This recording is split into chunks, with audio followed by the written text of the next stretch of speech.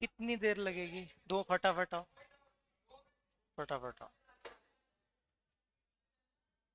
हाँ जी, सब लोग इधर मेरी बात सुनेंगे। कुछ जरूरी बात बोलना चाहता हूँ मैं आप लोगों से।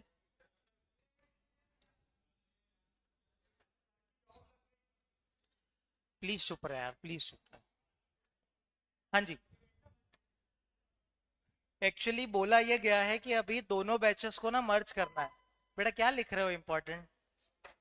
इधर देख ले एक मिनट यार। मैं क्या बोल रहा हूँ कि दो बैचेस को ना मर्ज करेंगे। तो अब आप बोलोगे कि यार हमारे पास तो जो है चैप्टर 2 आज शुरू होने वाला था, आरंभ 2 का। और हमारा तो बहुत आगे बढ़ चुका है चैप्टर 2। तो यार देखो, आरंभ 2 के मुझे थोड़े से अलग से सेशन ही लेने पड़ेंगे, क्योंकि वो लोग मर्ज ही करेंगे अब बैचेस को। तो हम इसमें इसका सॉल्यूशन ये निकाल रहा हूँ, सुनो मेरी बात। ये वाला जो चैप्टर है ना, ये जो अभी मैं पढ़ाने वाला हूँ, ये दोनों बैचेस को समझ में आएगा। मतलब मैं बेसिक से ही पढ़ाऊंगा। वन वाले का नुकसान नहीं होगा, सेकंड वालों को कोई दिक्कत नहीं आएगी। फिर आरंभ 2 वालों के मुझे 4 से 5 क्लासेस लगेंगी उनको इस पर्टिकुलर चीज से सिंक होने में। तो मतलब आरंभ 2 के बेसिकली बीएसटी 2 बार पढ़ना पड़ेगा 4-5 दिन के लिए। यही एक सॉल्यूशन है। मतलब मैं आपके कोर्स को इनके कोर्स से सिंक करवा दूं, उसमें मुझे 4 या 5 लेक्चर लगेंगे। तो आपको एडिशनल थोड़ी सी मेहनत करनी पड़ेगी आरंभ 2 वालों को। बाकी अभी जो है, मैं आपको चैप्टर 2 के थोड़े दर्शन करवा देता हूँ चैप्टर, और ये आरंभ 1 का थोड़ा सा रिवीजन हो जाएगा। सुनो मेरी बात, मैं शुरू कर रहा हूँ यहाँ से। आरंभ 2 वालों, चैप्टर 1 में कोई दिक्कत है आप लोगों को? आपका आरंभ 2 वाले टेस्ट के लिए तैयार हैं आप लोग? कल टेस्ट दे देंगे तो कल आप लोगों का टेस्ट हो जाएगा। आज नहीं हो पाया टेस्ट, कल पक्का आपका टेस्ट हो जाएगा। अब सारे लोग इधर सुनेंगे। हम चैप्टर 2 से शुरुआत कर रहे हैं। चैप्टर 2 का नाम है forms of business organisations.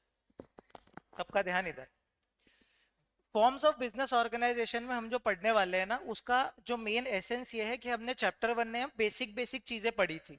Basic basic चीजें पढ़ी थी कि एक बिजनेस क्या होता है। तो हमने बोला था बिजनेस कौन सी इकोनॉमिक एक्टिविटी, कौन सी एक्टिविटी होती है, तो हम बोलेंगे बिजनेस एक इकोनॉमिक एक्टिविटी होती है। फिर हमने नया स्टार्टअप कैसे हम स्टार्ट कर सकते हैं, तो नए स्टार्टअप को स्टार्ट करने में क्या क्या हमको बातें ध्यान में रखनी है। तो हमने पिछली क्लास में कुछ चीजें पढ़ी थी आरंभ 1 वालों के साथ, कि हमको देखना पड़ेगा कि फाइनेंस कितना लगेगा, मतलब नेसेसरी कैपिटल कितनी लगेगी। फिर मशीन कौन सी लेकर के आएंगे, ऐसी कुछ कुछ बातें हमने पढ़ी थी। फिर हमने बोला था बिजनेस रिस्क नाम की चीज होती है, मतलब जो भी बिजनेस में एकदम शुरुआती बेसिक बेसिक चीजें थी ना, वो हमने चैप्टर 1 में पढ़ ली। अब चैप्टर 2 में आपको याद होगा, जैसे होता है ना कोई मूवी का, जैसे बाहुबली जो था, तो बाहुबली में वो एकदम सस्पेंस में छोड़ दिया था कि कटप्पा को किसने बाहुबली को किसने मारा। तो बाद में पता चला था, तो वो क्या है, उसने सस्पेंस छोड़ दिया था। तो वैसे ही स्टार्टिंग अप ऑफ बिजनेस का सबसे लास्ट वाला जो पॉइंट था ना, उसमें हमने ये लिखा था लॉन्चिंग द इंटरप्राइज। कितने लोगों को याद आ रहा है लॉन्चिंग द इंटरप्राइज करके कुछ पढ़ा था? तो इंटरप्राइज को लॉन्च करने में, हाँ पढ़ा था ना, तुमने भी रिवाइज किया है। तो लॉन्चिंग द इंटरप्राइज में हमने ये पढ़ा था कि मैं पार्टनरशिप बनाऊं, कि सोल प्रोपराइटर बनाऊं, कि कंपनी बनाऊं, ऐसा कुछ कुछ पढ़ा होगा। आप चैप्टर 1 का सबसे लास्ट वाला पॉइंट देखना। तो वो जो लास्ट वाला पॉइंट है, जैसे कोई मूवी का एकदम लास्ट सीन जो है वो सेकंड सीक्वल से कनेक्ट हो जाता है ना, कि वो तुम तलवार मारते हुए बना रहा है और बाद में पता चला कि क्यों मारा था भाई बाहुबली को। तो वो क्यों मारा था वो अपन अभी पढ़ने वाले हैं। इधर देखो, अब सुनो। चैप्टर 2 के आरंभ वालों शुरुआत हो रही है, इन लोगों ने तो वैसे ऑलरेडी पढ़ रखा है। चैप्टर 2 में हम ये पढ़ने वाले हैं कि एक बिजनेस कैसे कैसे हम स्टार्ट कर सकते हैं। मतलब ए बेटा, क्या हो गया? चुप हो जा बेटा। इधर इधर इधर। अगर कोई व्यक्ति प्लान कर रहा है, प्लान क्या कर रहा है कि मुझे मेरा नया बिजनेस स्टार्ट करना है, कोई व्यक्ति ये प्लान कर रहा है कि मुझे नया बिजनेस स्टार्ट करना है, तो ये एक बहुत इंपॉर्टेंट डिसीजन है कि मैं फॉर्म ऑफ ऑर्गेनाइजेशन स्टार्ट करूं। हित को शादी के लिए लड़की देखनी है, तो हित ये तो डिसाइड करे ना कि उसको कैसी लड़की पसंद है। मॉडर्न लड़की पसंद है, ट्रेडिशन। आराम से, आराम से। मॉडर्न लड़की पसंद है, ट्रेडिशनल लड़की पसंद है, नए विचारों वाली लड़की पसंद है। तो उसको लड़की का नेचर तो डिसाइड करना पड़ेगा ना बेटा। क्या मोबाइल में चला रहा है, इधर देख ले। तो वैसे ही अगर हम एक बिजनेस शुरू कर रहे हैं ना, तो हमको उसकी फॉर्म डिसाइड करनी पड़ती है, मतलब उसका टाइप डिसाइड करना पड़ता है। जैसे अगर मैं किसी गरबा नाइट में जा रहा हूं, तो मैं कोट पैंट पहन के तो जाऊंगा नहीं, कुर्ता पजामा पहन के जाऊंगा। लेकिन अगर मैं बहुत हो गया, आप इधर देख लो। मेरे गुस्से में भी वो नहीं लगता है कसम से। अरे यार चुप हो जाओ यार, पढ़ाने दो, इधर देखो। मैं अगर एक गरबा नाइट में जा रहा हूं, तो मैं कुर्ता पजामा पहन के जाऊंगा। लेकिन वही अगर चनिया चोली तुझ पे अच्छी लगेगी, सुन। और अगर वही मैं किसी मीटिंग में जा रहा हूं, तो कुर्ता पजामा पहन के तो जा नहीं सकता। सिमिलरली आपको ये देखना पड़ेगा कि मैं कैसे बिजनेस स्टार्ट करूं। सोल प्रोप्राइटर मतलब अकेले, तनिष्क जैसे अकेला है वैसे ही क्या sole proprietor, form of business organisation.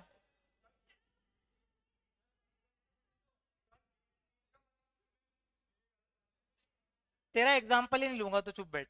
Sole proprietorship form मतलब क्या होता है कि एक व्यक्ति अकेला खुद बिजनेस कर रहा है, कोई उसके साथ नहीं है, तो उसको सोल प्रोप्राइटर बोला जाता है दोस्तों। दूसरा होता है जॉइंट इंदू अनडिवाइडेड फैमिली, मतलब कि जॉइंट इंदू अनडिवाइडेड फैमिली में पता क्या होता है कि जैसे मैंने कोई बिजनेस स्टार्ट किया, अब मेरा बेटा उसी बिजनेस को कंटिन्यू कर रहा है, उसका बेटा भी उसी बिजनेस को कंटिन्यू कर रहा है। मतलब जॉइंट इंदू फैमिली बिजनेस का मतलब होता है कि लोग जब अपने फैमिली का बिजनेस कंटिन्यू कर रहे होते हैं। जैसे आपने देखा होगा ना, अरे भैया हम तो 50 साल से समोसा बना रहे हैं, हमारे परदादा भी समोसा बनाते थे, फिर दादा भी बनाते थे, अब वही टेस्ट हम भी लेकर के आ रहे हैं। तो ये क्या है? ये जॉइंट इंदू अनडिवाइडेड फैमिली है। या फिर आप क्या कर सकते हो, पार्टनरशिप बना सकते हो। पार्टनरशिप मतलब कि 3-4 लोग मिल करके जो बिजनेस करते हैं ना, उसको पार्टनरशिप बोला जाता है। इसके बाद कोऑपरेटिव सोसाइटी, ये क्या होता है, ये अब आज मैं बताने वाला हूं कि कोऑपरेटिव सोसाइटी क्या होता है। और फिर एक चीज आती है कंपनी। सर जो रीटेस्ट हुआ था उसकी कॉपी कल चेक होके आपको मिल जाएगी, है ना, कल चेक पक्का होके मिल जाएगी। अब क्या आप लोगों को थीम समझ में आई मैं क्या पढ़ाने वाला हूँ? Types of business organization, forms of business organization. पीछे वालों बेटा, आ रहा है समझ में? अब मैं आपको सुनो, ये जो सोल प्रोप्राइटर है ना, सोल प्रोप्राइटर और ये जो पार्टनरशिप और जॉइंट हिंदू अनडिवाइडेड फैमिली, आप बोलोगे ये हमको क्यों नहीं पढ़ा रहे हो? आपको अलग से क्लास लेके पढ़ा दूंगा, नहीं तो इनका रिपीटेशन हो जाएगा। मैं क्या मैं कोऑपरेटिव स्टार्टिंग से ही बताऊंगा उन लोगों को, नहीं तो कोऑपरेटिव आधा कैसे करवाऊंगा, तो आप लोगों को बैठना पड़ेगा। तो अपन ये कोऑपरेटिव सोसाइटी से स्टार्ट कर रहे हैं। मैं आपको जॉइंट इंदू फैमिली, पार्टनरशिप और प्रोप्राइटर अलग से क्लास लेके बताने वाला हूँ। बस आप सिर्फ इस पे फोकस करो, कोऑपरेटिव। इसके नोट्स आपको मिल जाएंगे, आज ही मिल जाएंगे। ठीक है, अभी प्रिंट होने जा रहे हैं, चले गए हैं, मिल जाएंगे। हाँ जी, अब सारे लोग कोऑपरेटिव सोसाइटी पे फोकस करेंगे। और सुनो, आरएम वन वालों, मैं आपको थोड़ा थोड़ा बेसिक बता देता हूँ। देखो, सोल प्रोप्राइटर पता क्या होता है? जो अकेला व्यक्ति बिजनेस करता है ना, जैसे आपने किसी अकेले व्यक्ति को दुकान चलाते देखा है ना, वो सोल प्रोप्राइटर होता है। तो जनरली मैं पूरा पढ़ाऊंगा, अभी सिर्फ आपको कॉन्टेक्स्ट दे रहा हूँ, वो ये है। जनरली अगर कोई व्यक्ति छोटी सी दुकान वगैरह खोलता है या खुद के बल पे कोई बिजनेस करता है ना, उसको आप सोल प्रोप्राइटर बोलते हो। और अगर आप 3-4 लोग मिल करके कोई बिजनेस करते हो, तो उसको पार्टनरशिप बोलते हो। और मैंने बोला ना, पीढ़ी दर पीढ़ी अगर आप कोई मान लो दुकान वगैरह चला रहे हो, मतलब आपके सारे फैमिली मेंबर्स अगर उसमें इन्वॉल्व हैं, तो आप उसको जॉइंट इंदू अनडिवाइडेड फैमिली बोलते हो। तो कोई भी व्यक्ति जब बिजनेस स्टार्ट करता है ना, तो उसको ये देखना पड़ेगा कि यार मुझ पे क्या सूट करेगा। जैसे अगर मैं एक अकेला व्यक्ति हूँ, मेरे साथ कोई पार्टनर वगैरह नहीं है, तो मैं अकेले की दुकान खोल लूँ, जिसको सोल प्रोप्राइटर बोलते हैं। अगर मेरे साथ 4-5 लोग मिल करके बिजनेस कर रहे हैं, तो वो 4-5 लोग क्या करेंगे? पार्टनरशिप बिजनेस खोलेंगे। और अगर आप अपने अगर पूर्वजों का बिजनेस अगर कंट्रोल कर रहे हो, तो उसको जॉइंट इंदू अनडिवाइडेड फैमिली बोलेंगे। डिटेल में क्या होता है ये आपकी अलग से क्लास लग जाएगी, तो उसमें बता देंगे। अभी सारे लोग कोऑपरेटिव सोसाइटी पे फोकस करेंगे। देखो, कोऑपरेटिव सोसाइटी क्या होता है? कोऑपरेटिव सोसाइटी का मतलब ये होता है, जब बहुत सारे मेंबर्स मिल करके क्या करते हैं, एक पर्टिकुलर ऑब्जेक्टिव की तरफ काम करते हैं। जैसे, और ये इनका उद्देश्य होता है बिजनेस चलाना। मैं आपको पूरा लिख के समझाता हूँ मैं क्या बोल रहा हूँ, तो समझाएंगे ही सही। एक मिनट।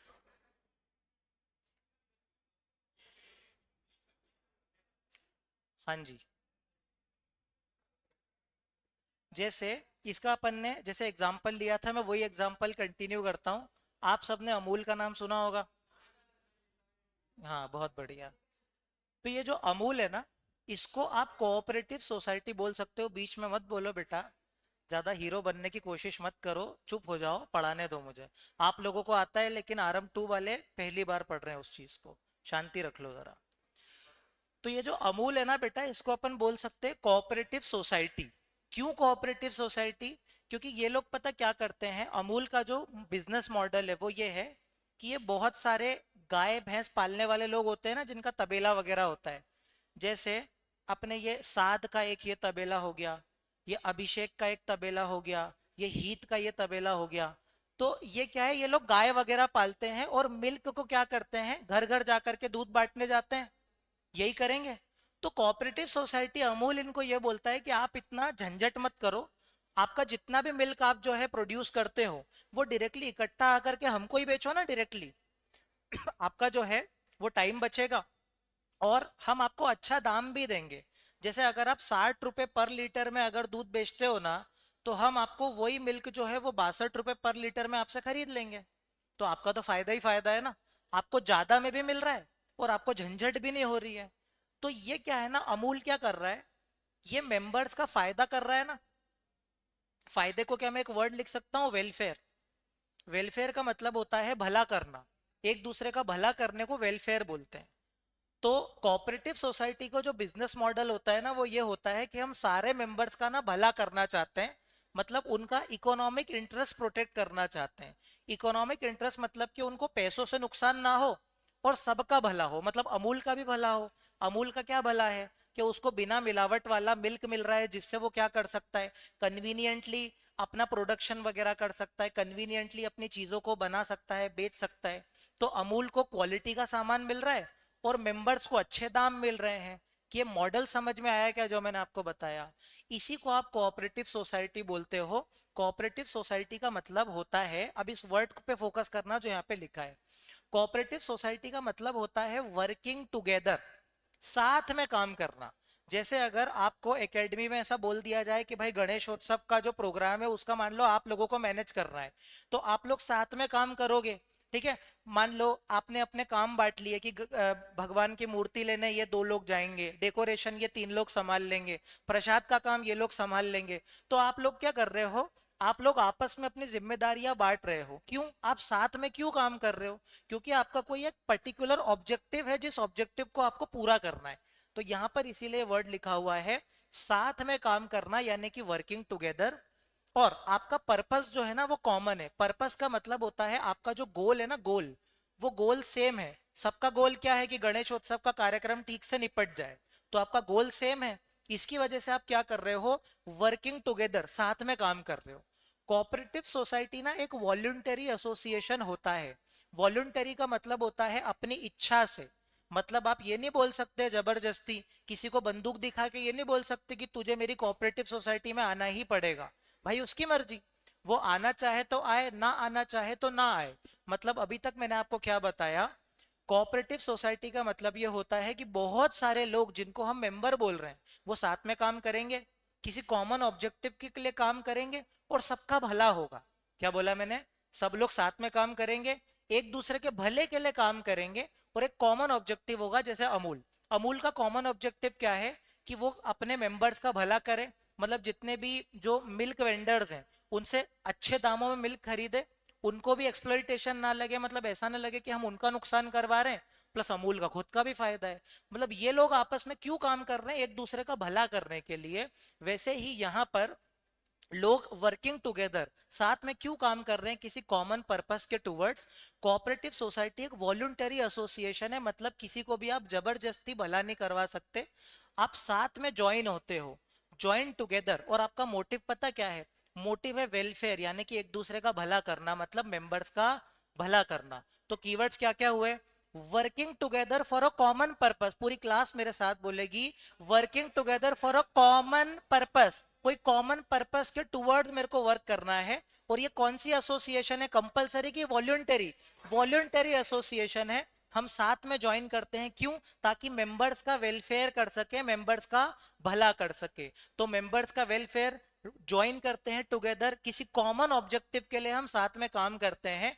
और सबसे बढ़िया मक्खन वाली लाइन यहाँ पे लिखी हुई है, need to protect their economic interest. यानी कि भला करने का यह मतलब नहीं है कि आप जो है उनको खाना खिला रहे हो। भला करने का यह मतलब है कि आप उनको पैसा अच्छा दे रहे हो, मतलब उनका इकोनॉमिक इंटरेस्ट प्रोटेक्ट कर रहे हो। इकोनॉमिक इंटरेस्ट का मतलब होता है कि सामने वाले को पैसा अच्छा मिले। जैसे मैंने एग्जांपल दिया था ना कि 60 रुपए लीटर का जो मिल्क वो अगर किसी और को बेचता है, लेकिन आप उसको 61 62 दोगे तो उसको फायदा हो रहा है ना, तो उसका इकोनॉमिक इंटरेस्ट प्रोटेक्ट हो रहा है। और उसको ऐसा नहीं लगना चाहिए कि भाई ये मेरा एक्सप्लॉइटेशन कर रहे हैं। एक्सप्लॉइटेशन का ये मतलब होता है कि सामने वाले से काम भी ज्यादा करवा रहे हो, उसको पैसा भी कम दे रहे हो, तो ये बात गलत है। और यहाँ पर जो रेड में मैंने इसीलिए हर चीज को हाईलाइट किया हुआ है। और आप ये क्यों करते हो? ग्रेटर प्रॉफिट को अर्न करने के लिए। मतलब आप लोग जैसे ही कोऑपरेटिव सोसाइटी का नाम सुनोगे ना, तो 50% जनता को ये लगा होगा कि कोऑपरेटिव का मतलब होता है कोई भलाई का काम करना, यानी कि दान वान करने का काम करना। ये नहीं होता है, ये चैरिटेबल नहीं है। ये एक दूसरे के भले के लिए काम करते हैं, लेकिन कर बिजनेस ही रहे हैं। जैसे अमूल कोई चैरिटी नहीं कर रहा है, अमूल अमूल बिजनेस ही कर रहा है। लेकिन वो बिजनेस कैसे कर रहा है? मेंबर्स का भला कर रहा है। मेंबर्स का कैसे भला कर रहा है? मेंबर्स से क्या कर रहा है? वो मिल्क जो है वो ले रहा है, अच्छे दामों में ले रहा है, ताकि उनका भी फायदा हो, हमारा भी फायदा हो। जैसे होता है ना, बिजनेस डील ऐसे ही तो होती है, तुम्हारा भी फायदा, मेरा भी फायदा, अपन सबका फायदा। तो कोऑपरेटिव सोसाइटी में जो मेंबर्स है ना, उनका आपस में फायदा होता है, वो ग्रेटर प्रॉफिट भी कमाते हैं, टुगेदर ज्वाइन करते हैं, ताकि इकोनॉमिक इंटरेस्ट प्रोटेक्ट हो, एक दूसरे का वेलफेयर हो। और साथ ही साथ लास्ट में अपन ये बोलेंगे इसमें कि कोऑपरेटिव सोसाइटी एक्ट 1912 इस पे लगता है। जैसे पार्टनरशिप में क्या लगता है? Indian partnership act 1932। कंपनीज पे क्या लगता है? The companies act 2013। वैसे कोऑपरेटिव सोसाइटी पे क्या लगेगा? Cooperative societies act 1912। क्या इंट्रोडक्शन दिमाग में गया? क्या लॉजिक समझ में आया? क्या कोऑपरेटिव सोसाइटी क्यों बनती है? तो एक बार मेरे साथ बोलेंगे, working together for a common purpose. नाच नाच के याद होता है, working together for a common purpose. और क्या कर रहे हैं भाई? एक दूसरे का हम क्या कर रहे हैं भाई? एक दूसरे का वेलफेयर कर रहे हैं। तो वेलफेयर ऐसे करते हैं अपन, वेलफेयर ऐसे ही तो करते हैं ना। मतलब working together for a common purpose, एक दूसरे का वेलफेयर कर रहे हैं, एक दूसरे का इकोनॉमिक इंटरेस्ट प्रोटेक्ट कर रहे हैं, और ग्रेटर प्रॉफिट कमाना है। ग्रेटर ग्रेटर ऐसे करें, ग्रेटर प्रॉफिट कमाना है। और कोऑपरेटिव सोसाइटी एक्ट 1912 इस पे लगता है, working together for a common purpose. Common purpose क्यों कर रहे हैं भाई? एक दूसरे का वेलफेयर कर रहे हैं, इकोनॉमिक इंटरेस्ट प्रोटेक्ट कर रहे हैं, ग्रेटर प्रॉफिट कमा रहे हैं, 1912 इस पे लगता है। याद हुआ क्या? अब इसके कौन बोल रहा है नहीं याद हुआ? बेटा क्यों याद नहीं हुआ? याद हो गया बेटा? नए वाले बच्चों, ये तो टाइम पास, इनको पहले से पता है, आपको याद हुआ, बहुत बढ़िया। अब हम आ रहे हैं ऑनलाइन वालों, कुछ नहीं आया तो पूछ लेना। अब हम फीचर्स समझ रहे हैं दोस्तों, कि इसके कुछ फीचर्स तो होंगे ना। फीचर्स में सबसे पहला यहाँ पर, ये फीचर का मतलब होता है बेटा कैरेक्टरिस्टिक। जैसे अगर मैं बोलूं कि आप में कौन कौन सी अच्छी बातें हैं, तो आप अपनी अच्छी अच्छी बातें बताओगे ना। मैं दिल की कितनी अच्छी हूं, मैं तो ऐसा हूं, मैं तो वैसा हूं, ऐसे बोलेंगे। तो ये आप क्या बता रहे हो? खुद के फीचर्स बता रहे हो। वैसे कोऑपरेटिव सोसाइटी ना अपने फीचर्स बता रही है, मतलब मुझ में क्या अच्छी अच्छी बातें हैं। तो पहला, वॉलंटरी मेंबरशिप है दोस्तों, यानी कि किसी को जबरदस्ती आप ज्वाइन नहीं करवा सकते। जबरदस्ती से कुछ नहीं चलता, सामने वाले की मर्जी भी होने से। इसमें क्या ऐसी बात आ गई भाई? जबरदस्ती का मतलब, जबरदस्ती का मतलब यह है,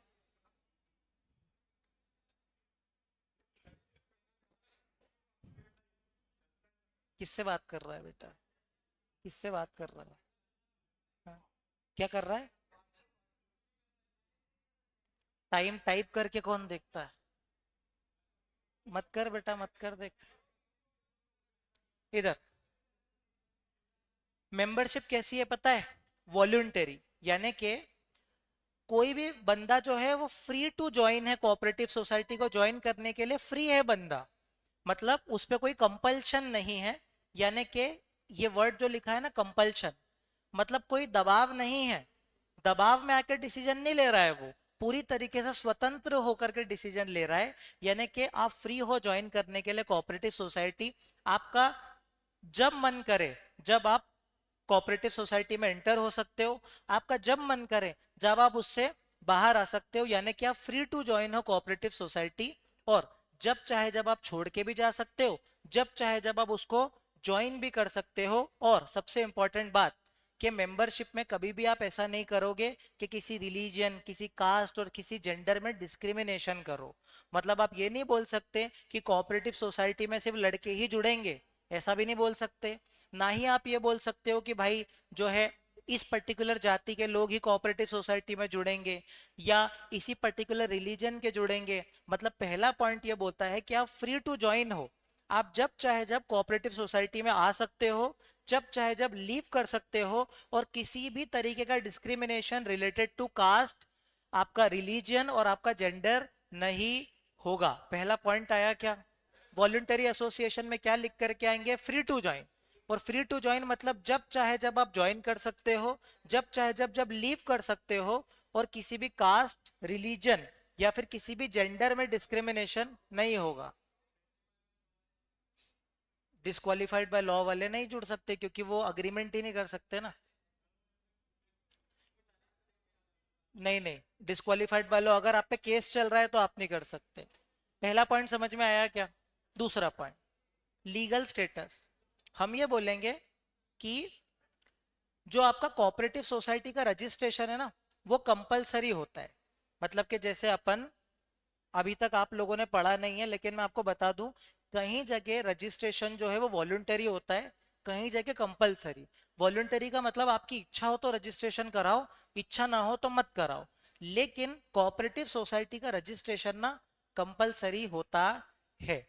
अब इस पर्टिकुलर पॉइंट को समझाने के लिए मैं आरम वन वाले थोड़ा सा तुमको लगेगा रिपीटेशन हो रहा है, लेकिन समझाना जरूरी। देखो बेटा, एक ना कंपनी नाम की चीज होती है। सुनो, ये जो कंपनी होती है ना, इसमें पता क्या होता है कि ये जो कंपनी है, मान लो मैं एग्जांपल ले रहा हूँ किसका? रिलायंस लिमिटेड का। तो ये जो रिलायंस लिमिटेड है ना, रिलायंस लिमिटेड अपने मेंबर से अलग मानी जाती है। जैसे आप लोगों ने रिलायंस का कोई शेयर खरीदा, मतलब मान लो ये मुकेश अंबानी है। ये कौन है? मुकेश अंबानी।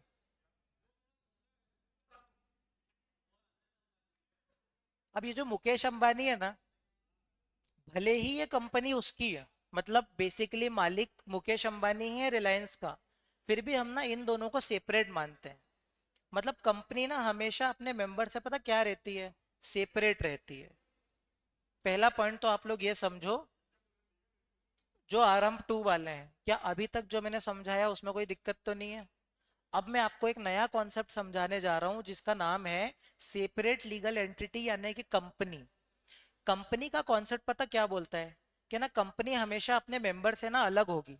क्यों अलग होगी? देखो, जैसे क्या होता है, जो कंपनी होती है ना, जैसे आप रिलायंस लिमिटेड का एग्जांपल ले रहे हो, तो रिलायंस लिमिटेड कल को मान लो डूब जाए, बर्बाद हो जाए, तो आपके मेंबर्स पे उसका कोई भी असर नहीं पड़ेगा। जैसे अगर कोई व्यक्ति जो नॉर्मल एक दुकान चला रहा है, कल को अगर उसकी दुकान में आग लग जाए, तो एक बात बताओ, पूरा नुकसान किसको भुगतना पड़ेगा?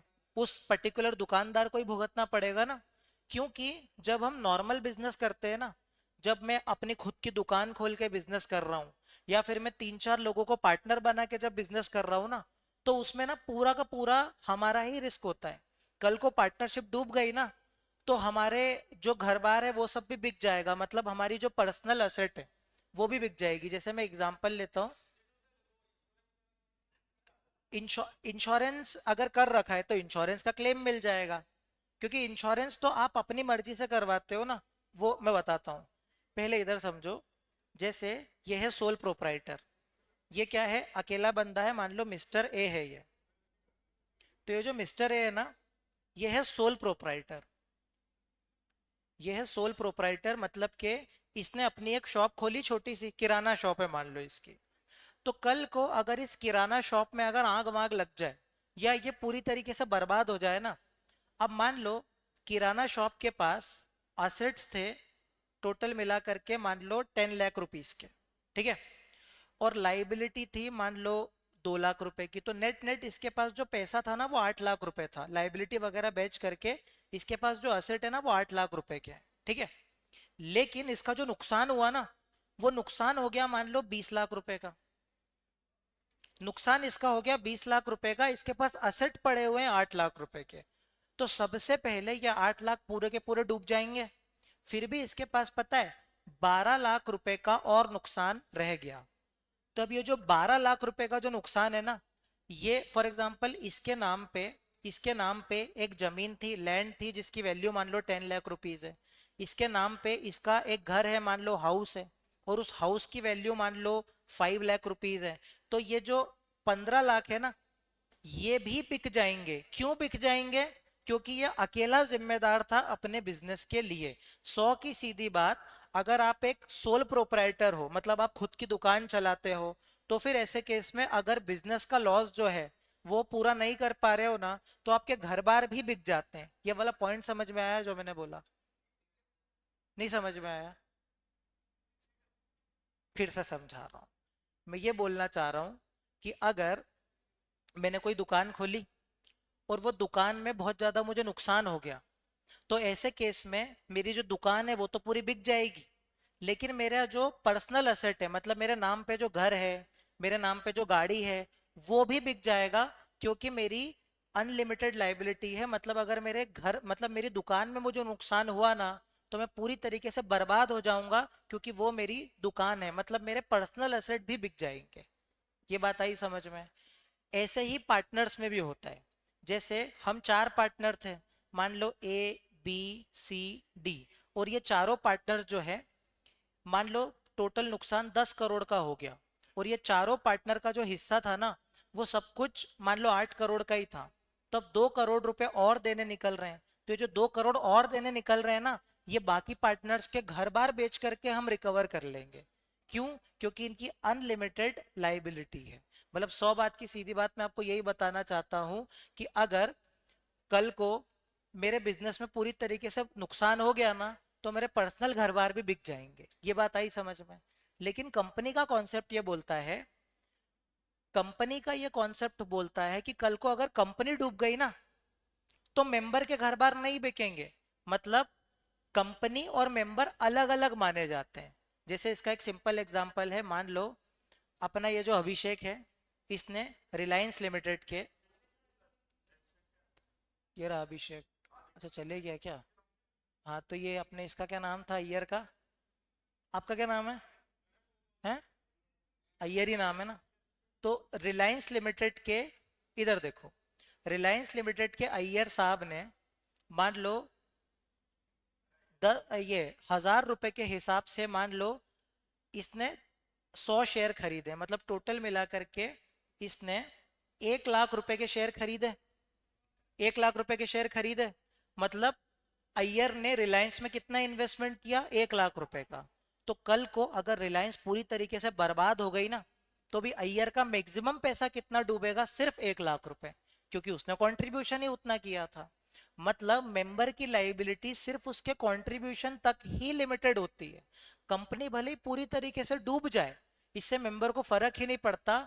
मेंबर का सिर्फ उतना ही पैसा डूबेगा जितना उसने कंपनी में लगा रखा था। जैसे अय्यर ने 1 लाख नहीं लगाए, मान लो अय्यर ने अगर 1 करोड़ लगाए होते ना, तो अय्यर के 1 करोड़ पूरे के पूरे डूब जाते।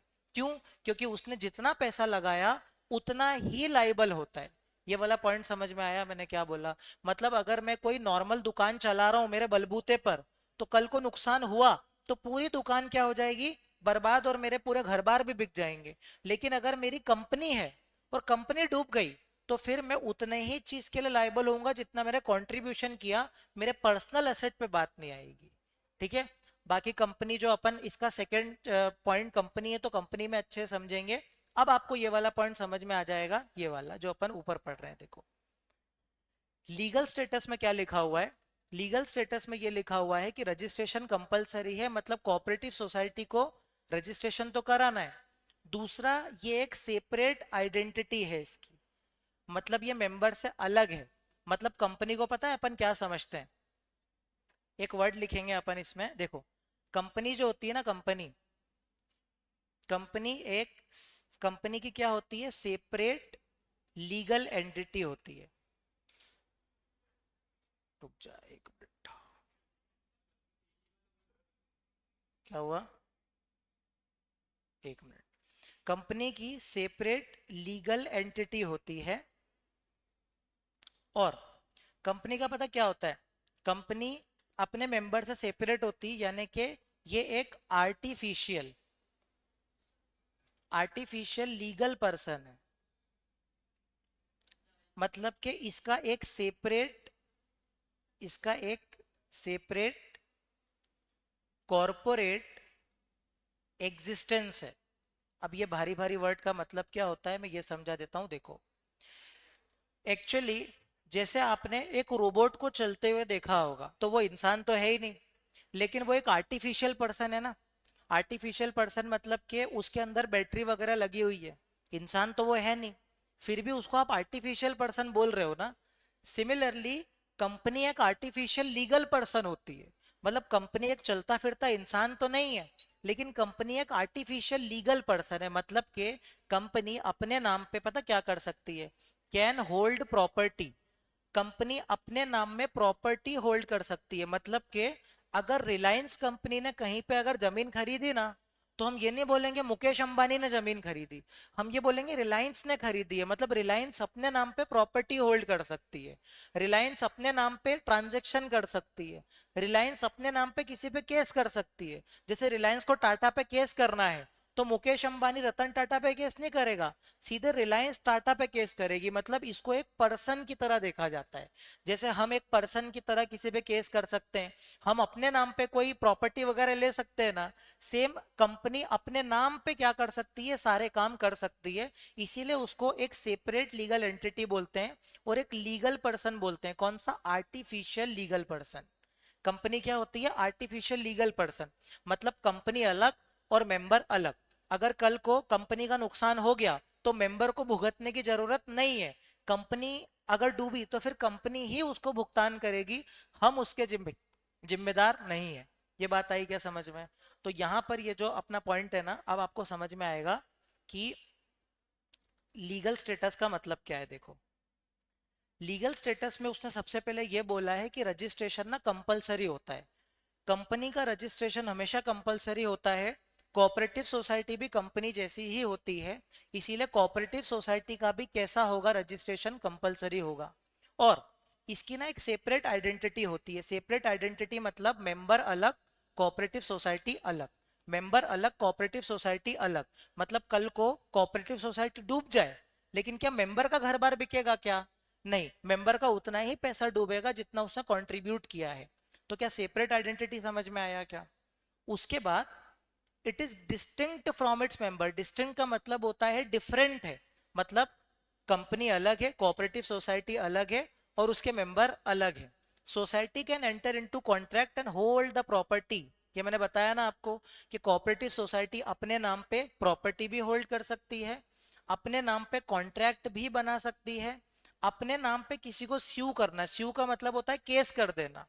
सूट मतलब सूट फाइल करने का मतलब होता है, जैसे केस फाइल करने को अपन सूट फाइल करते हैं, तो अपन इसको ऐसे बोलते हैं कि किसी को स्यू भी कर सकती है। मतलब company can sue someone and it can be sued by the other. Sued का मतलब किसी ने हम पे केस कर दिया, और स्यू का मतलब होता है हमने किसी पे केस कर दिया। मतलब 100 बात की सीधी बात, चाहे वो कंपनी हो, चाहे वो कोऑपरेटिव सोसाइटी हो, वो क्या कर सकती है पता है? किसी पे सूट फाइल भी कर सकती है, किसी पे सूट फाइल भी कर सकती है, प्रॉपर्टी को अपने नाम पे होल्ड भी कर सकती है, प्रॉपर्टी को होल्ड भी कर सकती है, कॉन्ट्रैक्ट में भी एंटर हो सकती है वो आराम से। इसके अलावा वो क्या कर सकती है? अपने नाम पे क्या कर सकती है? वो एक्ट भी कर सकती है। मतलब अपने नाम पे वो कुछ भी कर सकती है, एक आर्टिफिशियल पर्सन के जैसे।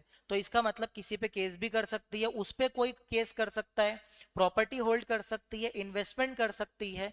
जो जो काम एक नेचुरल पर्सन कर सकता है, वो एक कंपनी भी कर सकती है।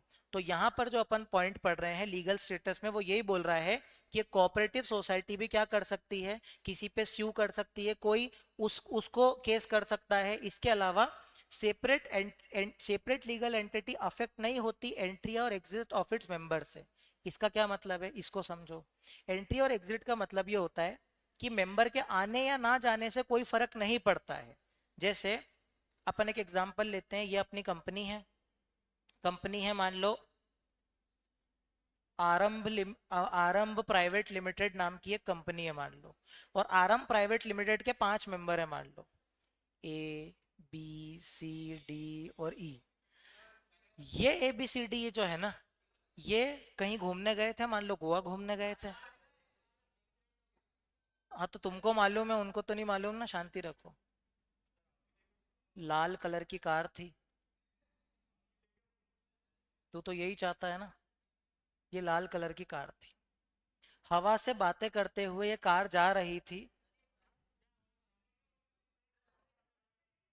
अब ये ए बी सी डी ये जो है सारे के, अरे इधर, सारे के सारे लोग जो हैं, क्या हुआ कि अपना ये जो हीथ है, ये कुछ जो है नशे में गाड़ी चला रहा था, नशे में ट्रक चला रहा था मान लो, और इन लोगों की कार सामने से आ रही थी।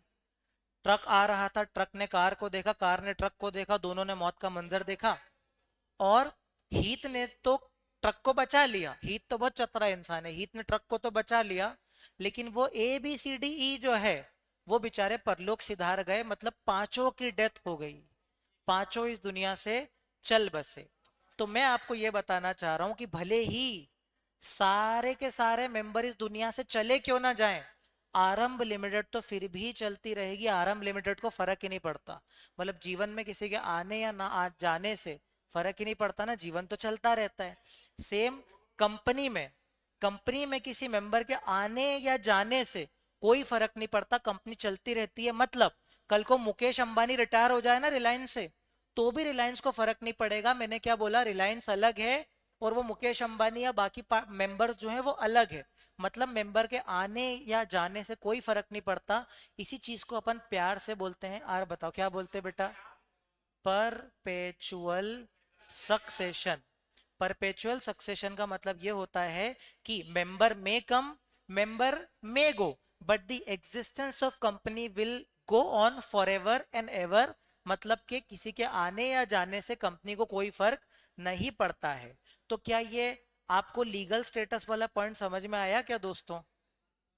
लीगल स्टेटस का मतलब ये होता है कि कंपनी मतलब कोऑपरेटिव सोसाइटी अपने नाम पे केस कर सकती है, प्रॉपर्टी होल्ड कर सकती है, अपने नाम पे कॉन्ट्रैक्ट में एंटर कर सकती है, और किसी पे सूट फाइल कर सकती है, उस पे कोई सूट फाइल कर सकता है, और मेंबर के एंट्री या एग्जिस्ट से उसके एग्जिस्टेंस में कोई फर्क नहीं पड़ता। क्या कोऑपरेटिव सोसाइटी पल्ले पड़ी क्या बेटा?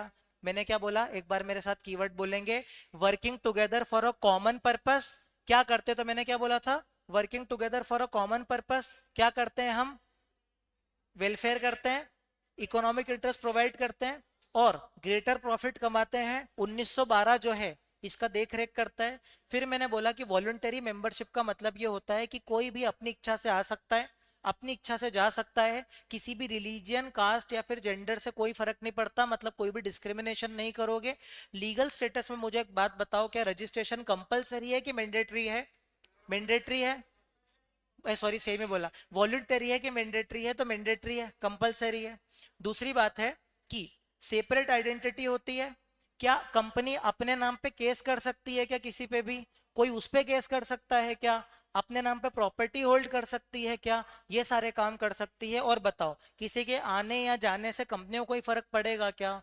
कौन सा वर्ड सिखाया उसमें? Perpetual succession. कल मिलते हैं, बाय बाय। कल फर्स्ट वालों का टेस्ट है, और फर्स्ट वालों की जो है वो अलग से कास्ट, कल मिलेगी, कल मिलेगी। चलो बाय बाय।